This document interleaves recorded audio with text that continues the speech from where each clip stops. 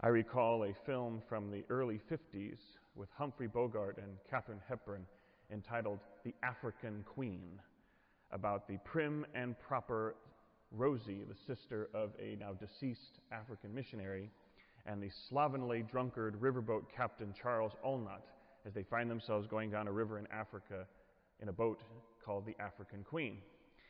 And after an evening of drunken rage on Charlie's part, he wakes up the next morning to find Rosie pouring every last bottle of liquor he has into the river, much to his rather hungover dismay.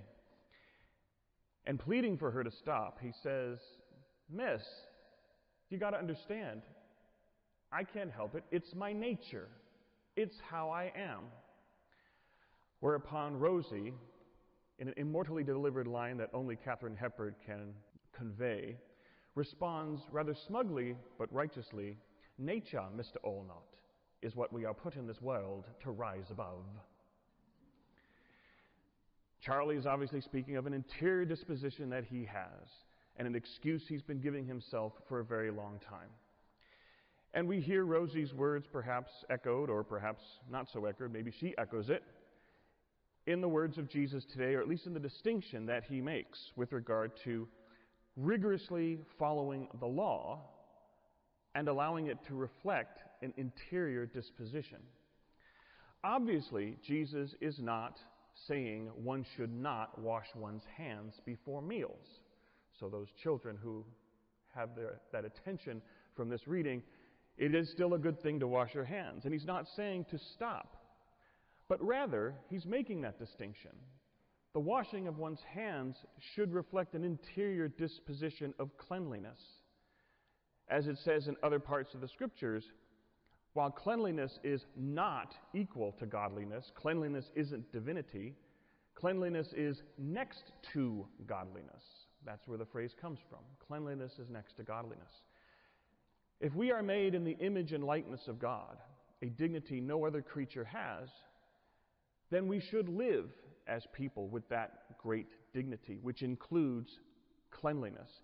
Not only that, it shows a certain courtesy to those with whom we dine, that we are not slovenly, we are not unsanitary, that we are clean in how we present ourselves and how we associate with others. We see such distinctions all the time in the Scriptures, in which God asks the people to engage in an external practice that is a part of the law, but then the prophets remind us that it is also meant to reflect an interior disposition that we have. And we never do these things for their own sake. It doesn't mean we do away with these precepts of the law, but we need to be aware of where God is leading us in giving us these commandments and these rules. For example, God told Abraham that all of his descendants and anyone who associates with them or lives with them full time must be circumcised. I won't get into any more detail as to what that entails. And that is a physical identifying feature of the people of God. But then later, in the prophets, the people are admonished, circumcise your hearts. They're not saying do away with the exterior practice, but our lives, our values, our interior disposition should also be something that makes us stand out. God gave us the 10 commandments. Thou shalt and thou shalt not. Why does he give us those commandments? He tells us to do things because we're obviously not doing them. And he tells us to not do things because we obviously are and must avoid them. But then later in the Scriptures, Jeremiah says, I will give them a new law, written not on tablets of stone, but written on their hearts. In other words, a law that is followed from within. And it is in that spirit that after Christ, St. Paul in his writings say, we no longer need the law. Not because it's a free-for-all, although some people do interpret Paul that way, but because since we are following Christ, we don't need the law to tell us what to do and not to do, because as his followers, we are doing it from within. We have been so formed by God as to do it as a matter of faith, if not a matter of nature being made in God's image and likeness. And in all things, it is given to us to rise above our nature, to rise above our base humanity, to recognize our dignity as people created in the image and likeness of God. And so we are called to be people who do not simply do things and engage in exterior practices for their own sake, or because we like to do them, or because we've always done it this way. But rather we are called to be people of substance, who have a disposition and a reason for doing what we do. One can give many, many different examples on that, and we'd be here all night. But, for example, there are those who come to Mass on Sunday, simply marking time, simply fulfilling an obligation. They do it because they're told they have to. Some who don't even do it at all because they say, I don't get anything out of it, or I'm too busy to take a day of rest. But then there are those who come, perhaps some, most, all of you here, who do so because we see a sense of gratitude in what God has given us in the time we have, and giving God just a little bit of time back.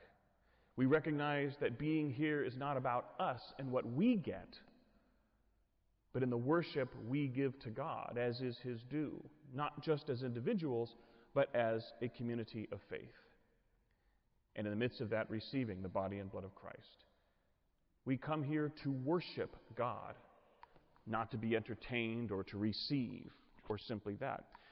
In other words, we come as people of depth, as people of substance, as people deeply rooted in that faith. Very much one like would see a tree in a forest of many trees and say how beautiful it is. But that tree would not be there if it didn't have the deep roots that hold it in its foundations, make it weather through thick and thin, through the blast of a storm and the winds, even through something as catastrophic as a forest fire. The trees are deeply rooted. Otherwise, they would simply fall at the first wind. We are called to be the same people of substance who come here because we are here to worship God, and we are here to pray. Who live our lives not because the Catholic Church has just a bunch of rules that are designed to make us miserable. People of rather surface nature would say that. I don't like the Catholic Church. It's got too many rules. And I just focus on the ones I like and kind of gloss over the ones I don't.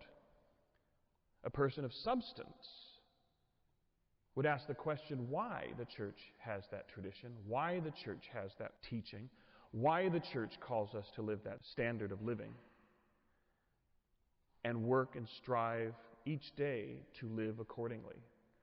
Not because an exterior thing tells us to, but because from the inside we want to live as people with the purification, the dignity, the cleanliness of one made in God's image and likeness. And as people of prayer. There are those who simply know little more than just the poetry that they learned by rote when they were children, reciting prayers, saying their prayers.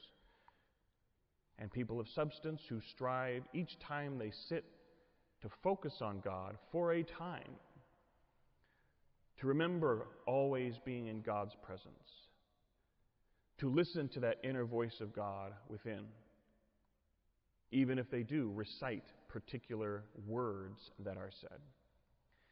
It's something to remember as we continually, in the last couple of weeks, hear of various crises that the church is facing.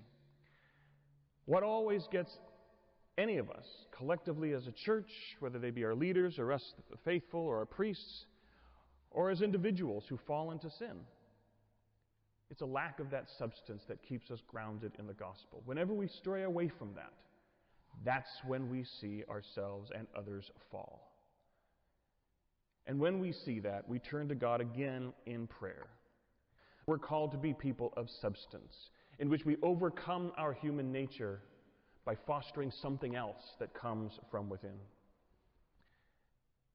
And in a conclusion, just for today, perhaps a valuable prayer for any time, is one that's been a favorite of mine for many years, and one that I turn to and encourage people to turn to in times of difficulty, when one's facing hardship or tragedy or loss, when one is facing doubt in one's faith because of the challenges we face, is the prayer of a missionary saint as he went forth to preach to a nation that initially kidnapped him and held him as a slave.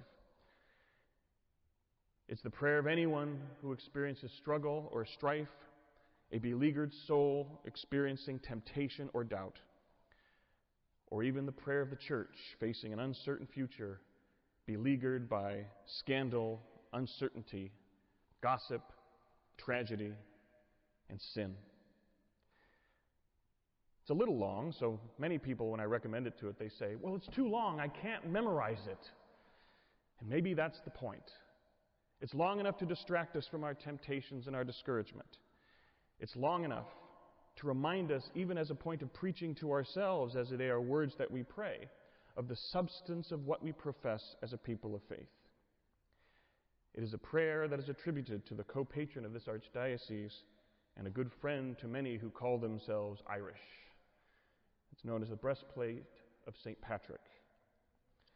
A true prayer of substance that reminds us of the substance of the faith and who walks with us every day as we strive to live as those people deeply rooted in the law written in our hearts as followers of Christ. I arise today through a mighty strength, the invocation of the Trinity, through belief in the threeness, through confession of the oneness of the Creator of creation. I arise today through the strength of Christ's birth with his baptism, through the strength of his crucifixion with his burial, through the strength of his resurrection with his ascension, through the strength of his descent for the judgment of doom. I arise today through the strength of the love of cherubim, in the obedience of angels, in the service of archangels, in the hope of resurrection to meet with reward, in the prayers of patriarchs, in the predictions of prophets, in the preaching of apostles, in the faith of confessors, in the innocence of holy virgins, in the deeds of righteous men. I arise today through the strength of heaven, the light of the sun, the radiance of the moon, the splendor of fire, the speed of lightning, the swiftness of wind, the depth of the sea, the stability of the earth, the firmness of rock. I arise today through God's strength to pilot me, God's might to uphold me, God's wisdom to guide me, God's eye to look before me, God's ear to hear me, God's word to speak for me, God's hand to guard me, God's shield to protect me, God's host to save me from snares of devils, from temptation of vices, from everyone who shall wish me ill afar and anear. I summon today all these powers between me and those evils, against every cruel and merciless power that may oppose my body and soul, against incantations of false prophets, against black laws of pagandom, against false laws of heretics, against craft of idolatry, against spells of witches and smiths and wizards, against every knowledge that corrupts man's body and soul. Christ to shield me today against poison, against burning, against drowning, against wounding, so that there may come to me an abundance of reward. Christ with me, Christ before me, Christ behind me, Christ in me, Christ beneath me, Christ above me, Christ on my right, Christ on my left, Christ when I lie down, Christ when I sit down, Christ when I arise, Christ in the heart of everyone who thinks of me, Christ in the mouth of everyone who speaks of me, Christ in the eye of everyone who sees me, Christ in the ear of everyone who hears me. I arise today through a mighty strength, the invocation of the Trinity, through belief in the threeness, through confession of the oneness of the Creator of creation.